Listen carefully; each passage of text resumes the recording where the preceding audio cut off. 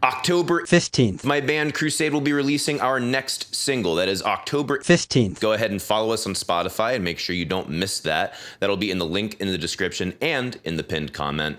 Guys, we have been listening to this final mix for the last few days, and it has been kicking butt.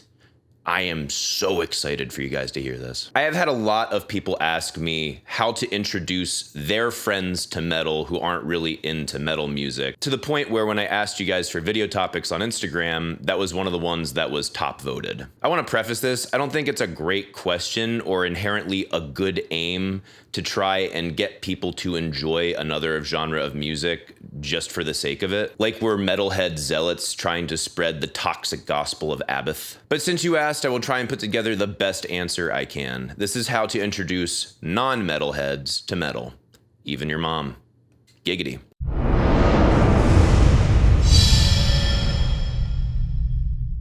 Before we get started, let me know how you try to convert your friends or your mom to listening to metal in the comments down below. So if it was as simple as finding a person who had never listened to metal before, showing them a track, and then they 100% of the time instantly enjoyed it, this would not be a question. Our problem to solve is that a significant portion of people have a negative reaction to metal when they listen to it. Is this what you want? Recreate my life! Recreate my life! We first need to define what metal actually is. I addressed this in my good versus bad video on metal, and I'm going to try my best to boil it down as quickly and best I can here. You may think I'm going to be getting off into the weeds a little bit or a little off topic. The way that I'm defining this is actually important in the method to get people to enjoy it. I think we can all agree that metal is extreme and abrasive. Both of these words don't have a whole lot of meaning unless they are compared to something else. So what are we comparing metal to that it is more abrasive than or more extreme than? What is our context? Well, metal music at its most fundamental is rock music. While metal itself is a very large umbrella, it is under the even larger umbrella or meta-genre that we call rock. It's loud, it has emphatic beats, it uses a traditional rock ensemble, very saturated timbres, aggressive vocals.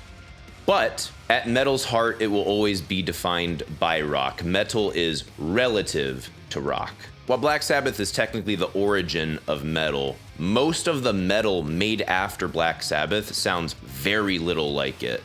Metal, just like rock, has evolved. Indeed, they pull influence from each other. So since metal is defined by rock, one interpretation could be, the more extreme and abrasive it is, the more metal it is. Now, I know this doesn't quite fit into the hardcore, the punk scene, but follow with me. This definition has actually caused a lot of disagreements and arguments online as to what is real metal. At the end of the day, everyone's own personal definition of where that line is different. Part of why that line is different for everyone is the context of what era you are in currently, or what era of music you prefer or even grew up with. Say it's 1993 and we compare Led Zeppelin, who have been called heavy metal in the past, to Man in the Box by Alice in Chains. Man in the Box, in comparison, sounds substantially more metal. So much so that you would be inclined to call Led Zeppelin just a rock band, or maybe a heavy rock band,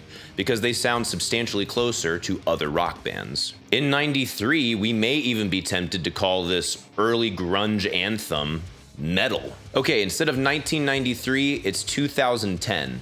And say we compare Man in the Box to Bleed by Meshuggah. We would absolutely call Bleed metal and be a lot more tempted to put Man in the Box into the rock category, or really the hard rock category. How we define metal and hard rock, two very closely related genres, has changed over time because the two have been sharing influences back and forth and have had a lot of crossover. The boundaries of how abrasive and extreme we can push rock have come a long way in 45 years, give or take. At one point, metal and hard rock were actually interchangeable terms back in the 60s, and they finally did split in the 70s. So how one person identifies hard rock or metal is relative to their own experiences and what era of music they grew up with, or what era of music they are willing to currently accept. So we have established that metal is relative to rock and that each person defines that in their own way whether they're correct or not. So in order to start introducing your poor victim to some metal music, you need to keep in mind communication theory. Part of effectively delivering your message is understanding and knowing your audience. How does this individual personally define metal? Do they have a negative or positive association with the word metal? This will inform what songs you choose to expose them to first. We're assuming in this instance that the person has a negative association and reaction to metal. One way of helping reduce negative reactions to stimuli is through what's called exposure therapy. Just being exposed to something more often will get a person more acclimated and conditioned to that stimuli, and they will have less of a negative reaction to it. Now, if you expose the subject to a stimulus that is too intense, they are more likely to withdraw and reject the stimulus. You have to nudge them into it. So instead of starting off with no-holds-bar metal like Necrophagist, maybe start them off with some easier to get into metal adjacent bands in the hard rock genre. Alice in Chains, Guns N' Roses, Nickelback.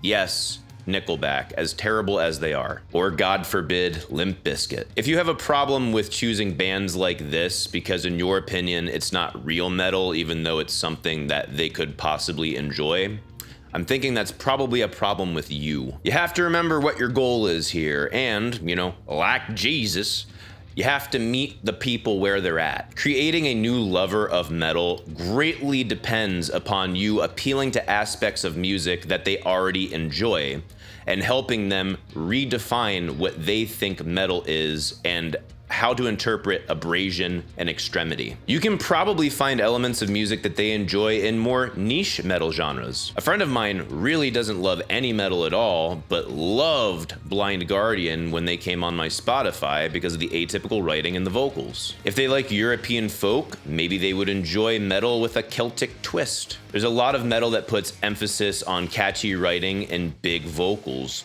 Maybe that could be an appealing crossover to a pop music fan. There are tons of genres that are fused with metal. Find one of those genres or one of those bands that fuses a genre they love into metal. For instance, maybe a lover of hip hop, reggae, or ragga would like the band Skindred. Their song Nobody is fucking banging. There are a ton of great metal bands who write some non-metal songs. Maybe introduce them to some of those. Nothing Else Matters, Mama Said, and Low Man's lyrics are some excellent examples from Metallica. I mean, hell, Load and Reload are great starting points right there. I Walk Beside You by Dream Theater could be great for someone who's really into CCM music. Disturbed's cover of Sound of Silence straight up resurrected their relevance in the mainstream. Maybe they don't like metal because they feel like it takes itself too seriously or is just too dark in general. Show them some fun metal songs. Showing them the lyric video to Teeny Weeny by Brojob could potentially work. Ailstorm, pirate metal, extraordinarily fun. Steel Panther is all around hilarious and metal as hell. If you're noticing, this is a lot less of a step-by-step process and more of a frame of mind. How well do you know the person you're trying to appeal to? What type of music do they already enjoy?